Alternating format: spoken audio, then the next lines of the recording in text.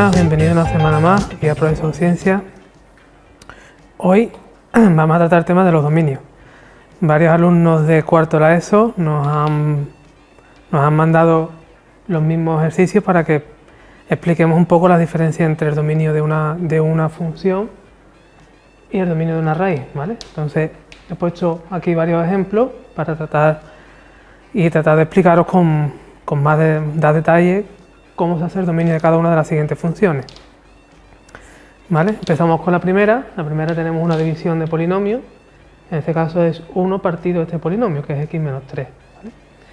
Lo que siempre buscamos es, o intentamos ver dónde se anula el denominador. Es lo más importante, ver dónde se anula el denominador. ¿Vale? Entonces, para eso lo único que hacemos es, el denominador lo igualamos a 0. ¿Por qué lo igualamos a 0? Porque vamos buscando dónde se anula el denominador, porque ahí la función no existe. Es decir, si quiere, en otro programa, lo digo para la gente de bachillerato, que si dan los límites, explico lo que significa esto, que no es más que una asíntota vertical, donde la función no existe. Como hoy nada más nos estamos centrando en explicar el dominio de las funciones, no vamos a entrar en detalle de las asíntotas. ¿Vale? Entonces igualamos a 0 el denominador, nos queda una ecuación de primer grado, queda x igual a 3. ¿Qué significa eso? Que en el 3 la función no existe. ¿Qué significa que la función no existe?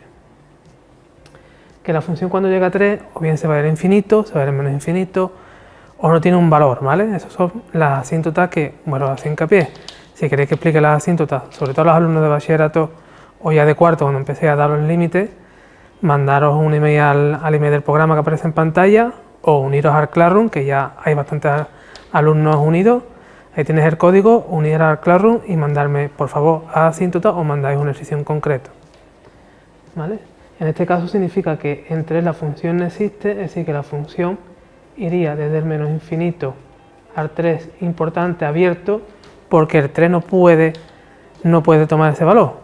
Entonces lo dejamos abierto, unión del 3 al más infinito. Y este sería el dominio de mi función. También puedo encontrar el dominio de f de x escrito de esta forma, como todos los números reales menos el número que me haya salido aquí. Si aquí hubiera salido otra solución, es decir, dos soluciones, pondríamos aquí las dos soluciones, por ejemplo 3 y 0, 3 y 1, ¿vale? Pondríamos las soluciones. Estas son las dos formas de expresarlo. Es decir, del menos infinito al 3 abierto, unión del 3 al infinito, ambos abiertos porque el 3 no puede coger ese valor. O todos los números reales menos el 3. Vale, la siguiente función que vamos a tratar es una función radical, ¿vale? Tenemos una raíz y ya tendréis que saber que las raíces de los números negativos no existen. Por lo tanto, lo que está dentro de la raíz tiene que ser mayor o igual que 0, ¿vale? ¿Por qué mayor o igual que 0? Porque tiene que ser positiva o 0, ¿vale? El 0 me vale, siempre y cuando esté aquí arriba, ¿vale? Entonces será mayor o igual que 0. Entonces pasamos para allá el 7. ¿Y qué significa esto? Que el dominio de mi función será a partir del menos 7, es decir, desde el menos 7 ahora cerrado hasta el más infinito. ¿Vale? Esto no es más como una ecuación, que si queréis otro día, ya repito, si queréis que explique también ecuaciones, ya sabéis, la duda al email del programa o uniros al Classroom con el código que aparece en pantalla. Tenéis aquí el menos 7 cerrado hasta el infinito. ¿Vale? Y ese sería el dominio de esta raíz. Lo siguiente que nos encontramos aquí es una división de polinomios. La diferencia entre este y este es que aquí hay un polinomio en el numerador y otro en el denominador, mientras que aquí nada más lo teníamos en el denominador. Aquí cae siempre. ¿Qué significa esto? El numerador no lo miramos. Me da igual si se anula, si no se anula, si existe. Bueno, tiene que existir. Pero no voy buscando que se anule el numerador, simplemente el denominador, que es lo que hemos hecho aquí. Solo exclusivamente el denominador, ¿vale? Cuidadito, es decir, la parte de arriba no la miramos, simplemente miramos la parte de abajo donde se anula la parte de abajo. Entonces lo que vamos a hacer es 2x más 10, ¿vale? Lo igualamos a 0. Es una ecuación de primer grado, tanto la x me queda menos 5. ¿Qué significa eso? Que en el menos 5 la función no existe. Es decir, que la función en el menos 5 no va a existir porque el denominador se anula. Vuelvo a repetir, para los alumnos de bachillerato esto va a ser una asíntota. Vuelvo a repetir, si queréis que explique asíntota, ya sabéis, una duda anime del programa o al claro del programa que aparece en pantalla. Vale, entonces el dominio de la función la vamos a escribir de las dos formas. Iría desde el menos infinito al menos 5 abierto porque el 5 no puede tomarlo, hago hincapié, ¿vale? Unión desde el menos 5 al más infinito. O si lo escribimos de la otra forma, serán todos los números reales menos el menos 5. ¿Vale? Vuelvo a repetir. Me da igual el numerador, es decir, la parte de arriba no la miramos. Y solo miramos la parte de abajo, que es el denominador. La igualamos a 0, calculamos dónde se anula el denominador y ese será el punto que está excluido del dominio, ¿vale? Y aquí tiene las dos formas, desde el menos infinito al menos 5, unión desde el menos 5 al más infinito. O todos los números reales menos el menos 5. ¿Vale? Ahora vamos a ver este, igual que aquel, tengo un polinomio arriba y otro polinomio abajo. Igual que hemos hecho aquí, el polinomio de arriba no lo miramos, ¿vale? ¿Por qué no lo miramos? Porque me da igual que se anule o que no se anule. Porque sí puedo dividir 0 entre algo, pero lo que no voy a dividir nunca es un número entre 0. Entonces, igual que antes, solamente miramos la parte del denominador. Si esto lo igualamos a 0,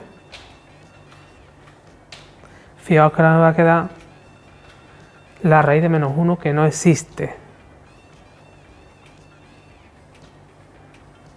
¿Vale? Es decir, que nuestro denominador nunca se va a anular. No os preocupéis si sale esto, me refiero, si sale alguna ecuación de segundo grado, de primer grado, bueno, primer grado tendrá solución, pero sobre todo las de segundo o tercer grado que no tiene solución, implica que el dominio de mi función son todos los números reales. O escrito de otra forma, desde el menos infinito al más infinito. ¿Vale? Ahora vamos a hacer esta, me vuelvo a cambiar. Vale, aquí, ¿qué pasa con esta? Antes hemos hecho una raíz aquí sola, ahora tengo 1 partido la raíz. Vale, entonces siguiendo las mismas explicaciones que hemos seguido en este y en este, solo vamos a mirar donde el denominador se anule, pero como está dentro de una raíz, tendrá que ser mayor que 0, ¿vale? Nunca igual que 0, porque si esto es igual que 0, yo no puedo dividir entre 0. Por lo tanto, 3x menos 9 mayor que 0. Si resolvemos esto, me va a quedar que la x tiene que ser mayor que 3. Vale, voy a repetir, esto es como si fuera una ecuación. Tenemos aquí el 3 abierto hasta el más infinito.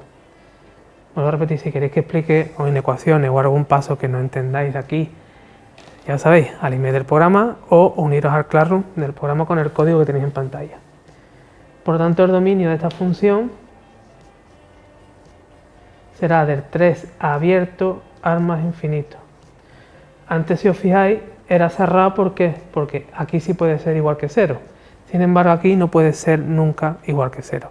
Por eso solo lo ponemos abierto. ¿Vale?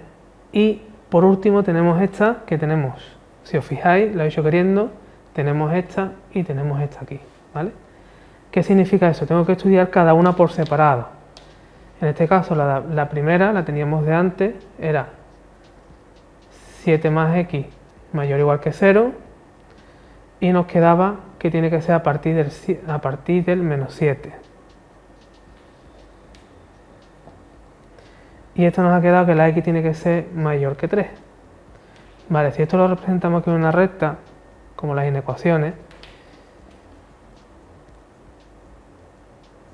tiene que ser mayor que 3, tiene que ser para allá. Si os fijáis, es en este tramo donde ambas son positivas es decir, donde las soluciones se solapan.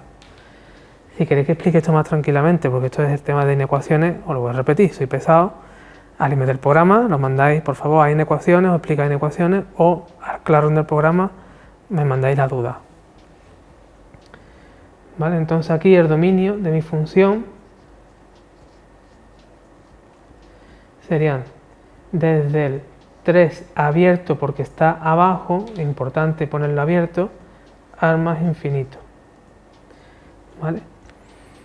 Con esto quería hacer un repasillo un poco general de las dudas que me habéis mandado acerca de los dominios que habéis dando ahora en estos días en cuarto de la ESO. ¿Vale? Espero haberlo resuelto y si queda alguna duda, ya sabéis, al email del programa o al Classroom que tenéis una tarea de duda, ahí lo podéis mandar. Hasta aquí hasta aquí los dominios y ahora seguimos con más contenido en el Profesor de Ciencia.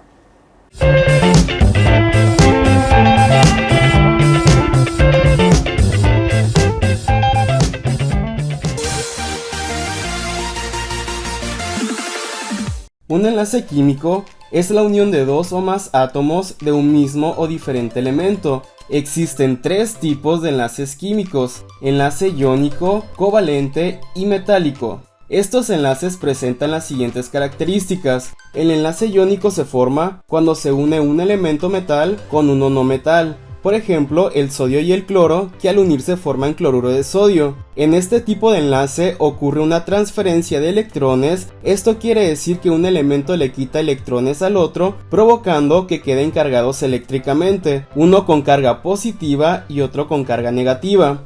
A temperatura ambiente son sólidos, cristalinos pero quebradizos. Son solubles en agua. En estado sólido no conducen la electricidad, pero si se encuentran fundidos o disueltos en agua, son buenos conductores de electricidad y además presentan altos puntos de fusión y de ebullición. El enlace covalente se forma cuando se une un elemento no metal con otro no metal. Por ejemplo, el hidrógeno y el yodo, que al unirse forman yoduro de hidrógeno. En este tipo de enlace se comparten uno o más pares de electrones para que la molécula sea estable. A temperatura ambiente son sólidos, líquidos y gaseosos. Son poco solubles en agua, muy poco conductores de electricidad y tienen bajos puntos de fusión y ebullición. Y por último, el enlace metálico se forma al unir un metal con otro metal. Por ejemplo, cobre unido a otro cobre. En este tipo de enlace se comparten los electrones fluyendo entre todos los átomos del metal, en algo que se le conoce como nube o mar de electrones. Es por esta razón que los metales son muy buenos conductores de electricidad.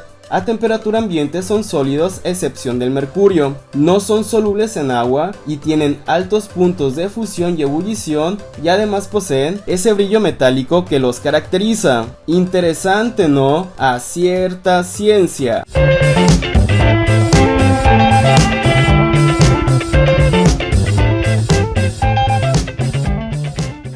Bueno, seguimos aquí en el Profesor de Ciencia. Ahora vamos a continuar un poco con la teoría que hicimos hace un par de semanas sobre las fuerzas magnéticas y la ley de Lorentz. En este caso, varios alumnos nos han pedido que por favor expliquemos cómo son las fuerzas magnéticas entre dos hilos. ¿Vale? El otro día hace 2 semanas creo que expliqué lo que era la fuerza magnética, una carga en movimiento, expliqué también cómo era la ley para un hilo de corriente. Y si refrescamos un poquito la memoria, la fuerza magnética para un hilo era la intensidad, ¿vale?, la longitud por el campo magnético. ¿Vale? Esto creo que fue hace 2 programas, lo tenéis en YouTube, podéis buscar aquí en el canal de Radio Televisión Marciana, buscarlo, y está explicado cómo se llegaba a esta fórmula a partir de la ley de Lorentz. ¿Vale? También aquel programa expliqué que el campo magnético que crea un hilo de corriente son líneas circulares alrededor de, que es la ley de Biot-Savart, y tenía esta forma, ¿vale? Os recuerdo que eran círculos alrededor del hilo, ¿vale? Podéis mirar, creo que era hace 2 semanas, lo podéis mirar en YouTube, o si no queréis que os lo explique de nuevo o más tranquilamente, lo mandáis al Classroom del programa o al email del programa que aparece en pantalla y lo vuelvo a explicar otro día más tranquilamente. Vale, entonces refresco estas 2 fórmulas que me van a hacer falta. Y también importante, la regla de la mano derecha, que también hace 2 programas lo pusimos, ¿vale? De todos modos, ahora aparecerá otra vez en pantalla cuando yo haga la regla a mano derecha, aparece también en pantalla el dibujito, ¿vale? Vale, en un principio, siempre que tengamos dos hilos, ¿vale? Me puede dar la longitud de los hilos o no me la puede dar, es decir, que podemos hacer la fuerza por unidad de longitud o me dará la longitud del hilo. Pero importante que siempre me tienen que dar o bien las intensidades o bien algún campo, ¿vale? Aquí vamos a suponer que me dan las dos intensidades y las dos van hacia arriba, ¿vale? Vale. Aplicando la ley de Biot-Savart y la regla de la mano derecha, para calcular el sentido del campo magnético de un hilo, utilizamos la regla de la mano derecha, ¿vale?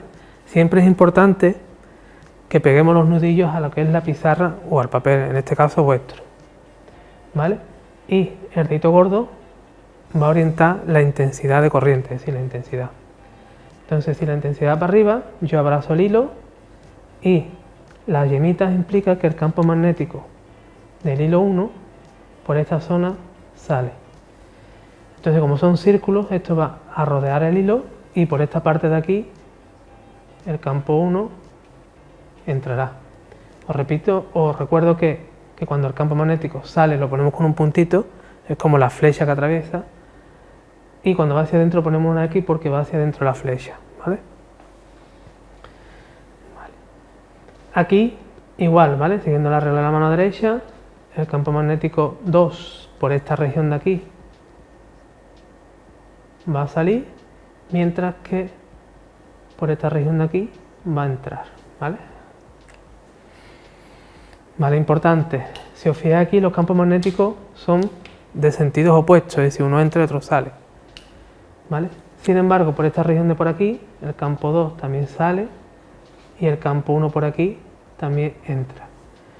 Es decir, que entre el hilo 1 y el hilo 2 habrá algún punto donde nuestro campo magnético se va a anular, ¿vale? Eso es importante porque lo van a preguntar. Si queréis que haga el desarrollo de cómo se anula ese campo magnético, en qué punto se anula, mandarme una duda o mandarme un problema y yo lo hago aquí. Os recuerdo el email del programa que aparece en pantalla o uniros al Classroom del programa que tenéis el código. Vale. Una vez dicho esto,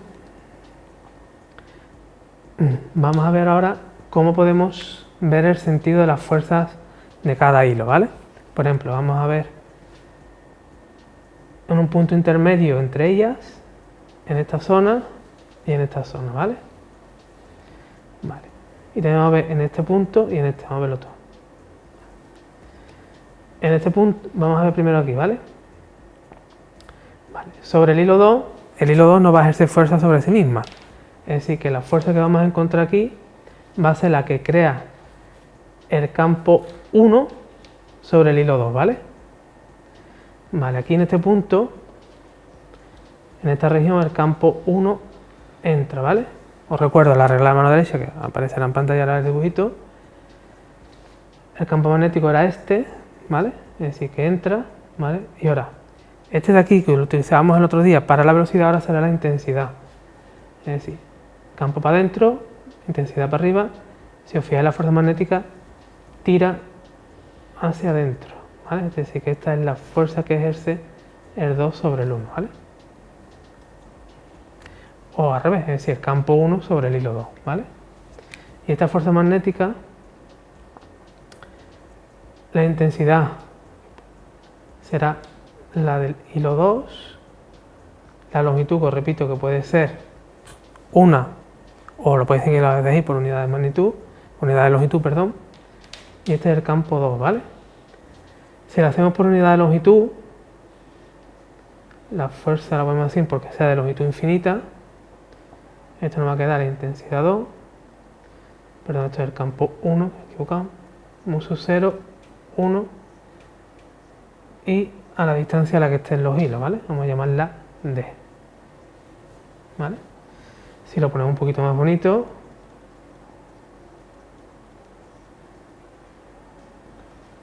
pero os he puesto aquí la fuerza 2, 1, ¿vale? Porque es la que el hilo 2 siente sobre el campo 1.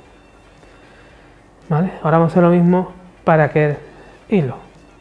Aquí, en esta zona, también, si ahora se os fijáis, el campo 2 salía. ¿Vale? Entonces, si el campo 2 sale la intensidad para arriba, la fuerza magnética sale para el mismo sentido. ¿Vale? Entonces la fuerza, en este caso, vamos a cambiar la numeración, sería 1, porque es el hilo 1, sobre el campo 2. Esto será la intensidad 1, la longitud B2. Igual si lo hacemos por unidad de longitud, nos va a quedar mu sub 0 y 1 y 2 partido 2 veces la distancia. Esta sería la fuerza por unidad de longitud que el hilo 2 atrae al hilo 1. ¿Por qué digo atrae? Si os fijáis, la fuerza, una va para allá, otra viene para acá, es decir, que los hilos con las mismas intensidades o la misma dirección de intensidades se atraen, ¿vale? Es decir, es casi todo lo contrario del campo eléctrico, donde dos cargas iguales se repelen. Aquí dos hilos con la misma dirección de los hilos se atraen, ¿vale? Queda demostrado aquí, ¿vale? Vale, ¿por qué quería poner estos puntos de aquí? Más que por la fuerza, era un poco porque vamos a ver lo de los campos. Aquí hemos dicho que el campo 2 sale, mientras que el campo 1 entra. Así que para calcular la fuerza de cualquier hilo sobre cualquiera de estos puntos, primero tendría que calcular el campo total. ¿Vale? El campo total, por ejemplo, en este punto sería B2, dirección K, menos B1 también dirección K. ¿Vale? Se restan porque tienen sentidos opuestos, ¿vale? Y en función de cómo sea el campo, si entra o sale, así será la fuerza magnética que alguno de los hilos sentirá. Mientras que en este punto o este punto, antes de calcular la fuerza magnética, necesitaríamos calcular, por ejemplo, el campo total. Aquí el campo 1 entra y el campo 2 también entra. Así que, tanto en este como en este, aquí se sumaría en negativo y aquí se sumaría en positivo. Es decir, que sería la suma de ambos campos, ya sea en negativo o en positivo, ¿vale? Y una vez que tengamos el campo magnético, podremos calcular la fuerza, por ejemplo. La fuerza con la que el hilo 2 en este punto se atrae. Tenemos el campo que hemos dicho que entraría porque se sumaría en negativo, el hilo, la intensidad para allá y la fuerza magnética va en el mismo sentido, ¿vale? Si la hacéis aquí, saldrá para allá, ¿vale? Lo podéis comprobar en casa, ¿vale? Y así es como se calcula una fuerza de un hilo sobre otro, ¿vale? Importante siempre saber dónde va el campo magnético, por la ley de Biot-Savart, la regla de la mano derecha, y como yo he explicado, intensidad, campo y fuerza, ¿vale?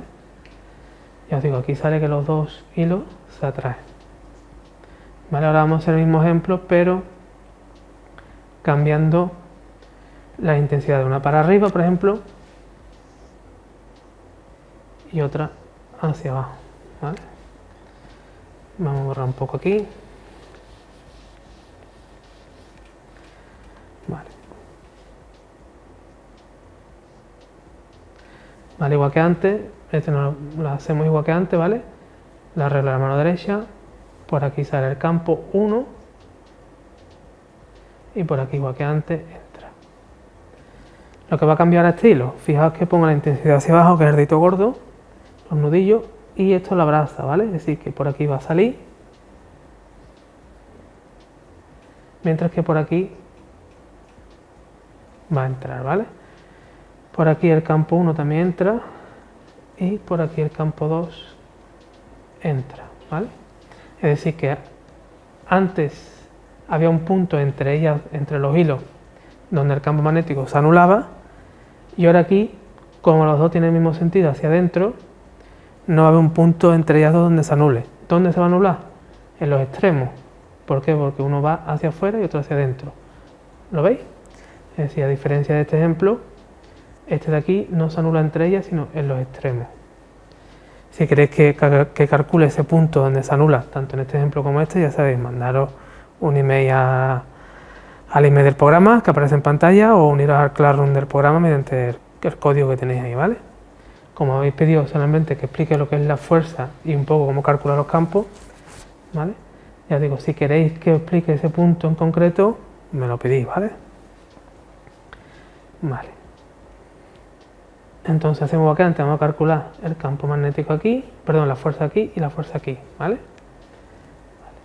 En este punto como este es el hilo 2, tenemos que mirar el campo 1 que entraba, ¿vale? Como el campo entra, ¿vale? La intensidad abajo, la fuerza magnética, aunque no puedo doblar más la mano, la fuerza magnética iría ahora hacia afuera, ¿vale?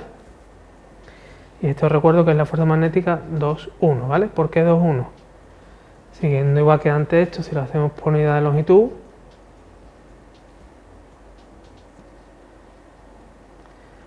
esto será la intensidad 2, mu sub 0,1, partido 2 veces la distancia que los separa, ¿vale?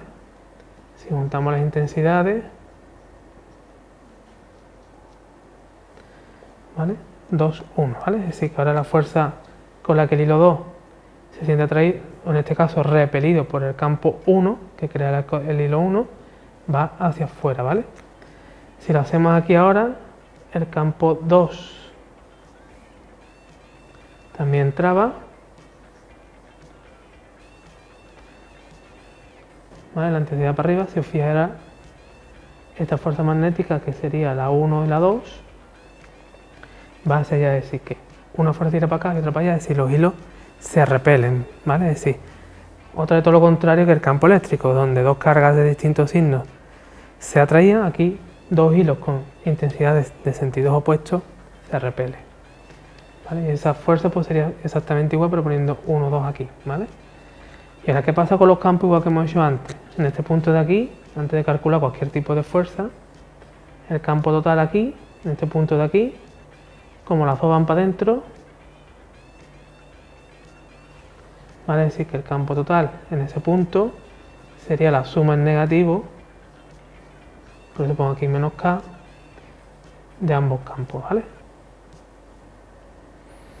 Mientras que en los extremos, o las regiones de afuera, el campo total, o bien una va a entrar, otra va a salir, es decir, por ejemplo, si miramos esta zona de aquí, será B2 menos B1, todo esto es la componente K. Puede ser, depende de quién sea más grande, o entrará el campo total o saldrá, en función de que cuando tengamos el campo aplicamos la regla de la mano derecha y calculamos la fuerza, ¿vale? Así se calcula o se intuye dónde va la fuerza magnética en hilos de corriente. Hasta aquí los hilos de corriente y ahora seguimos con más contenido en el profesor de ciencia.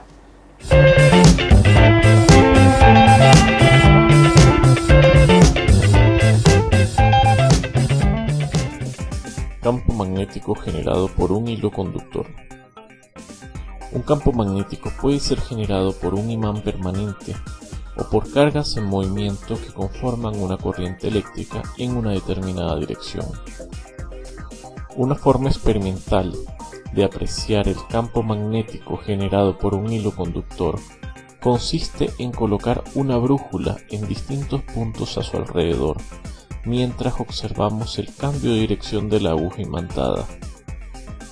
De esta forma, obtenemos un campo vectorial solenoidal alrededor del hilo conductor, cuya intensidad es mayor cuanto más cerca se está del conductor o cuando se aumenta la magnitud de la corriente.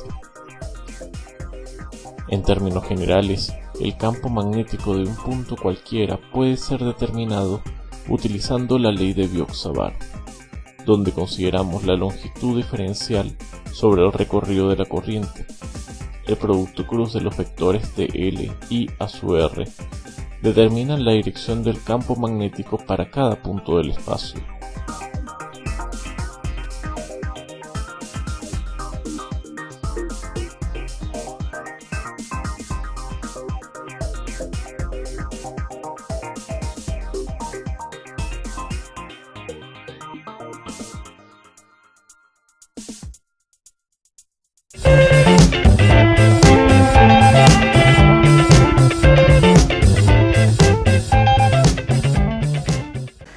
Bueno, hasta aquí un programa más de profesor de ciencia, donde hoy hemos resuelto dudas de dominio de funciones y hilos de corriente. Un poco hemos explicado un poco cómo es la fuerza magnética y cómo es el campo más o menos, para que los alumnos sepan cómo se calcula y tengan un poco claro lo que es la regla de la mano derecha. No tengáis reparos en mandaros cualquier tipo de duda, ya sea del programa de hoy que haya quedado algo en el tintero, que no hayáis enterado, o algo nuevo. Ya sabéis, tenéis el email del programa o en el Classroom, donde ya hay varios alumnos unidos, y mandarnos las dudas y las tareas que aparecen en el claro. Hasta aquí el profesor Ciencia y hasta la semana que viene.